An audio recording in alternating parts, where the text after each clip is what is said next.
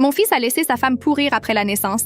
Alors j'ai craqué. En arrivant chez mon fils, la première chose que j'ai remarquée, c'est l'odeur. Il est venu me chercher à l'aéroport, nous avons déjeuné, tout semblait normal jusqu'à ce que nous arrivions chez lui. Sa femme, Megan, avait l'air de ne pas avoir dormi, pris de douche ou même s'être assise depuis des jours. Elle s'est dépêchée de faire le ménage comme si elle n'avait même pas prévu que j'arriverais. Et finalement, ce n'était pas le cas. Mon fils ne lui a jamais dit que j'arrivais. C'était le bazar. Vaisselle, désordre, affaires de bébé partout. Mais ce qui m'a frappée, c'est Megan. Cette pauvre fille venait d'avoir une césarienne 2 semaines plus tôt et on aurait dit qu'elle allait s'effondrer. J'ai eu 12 enfants. Je sais à quoi ressemblent les premières semaines. Mais là, c'était autre chose. Il me présente le bébé, puis dit « Je vous laisse discuter, les filles. Je vais à la salle de sport. » La salle de sport. Alors je demande à Megan comment elle va et elle me dit que tout va bien, mais qu'elle nourrit le bébé toutes les 2 heures et qu'elle dort à peine. Je lui dis de faire une sieste, je m'occupe du bébé. Elle s'endort instantanément. Partie, 4 heures. J'ai nourri le bébé, préparé le déjeuner et le temps qu'elle se réveille, elle a enfin pris une douche. Pendant ce temps, mon fils, en congé paternité, se promène comme s'il était son invité. Pas de vaisselle, pas de lessive,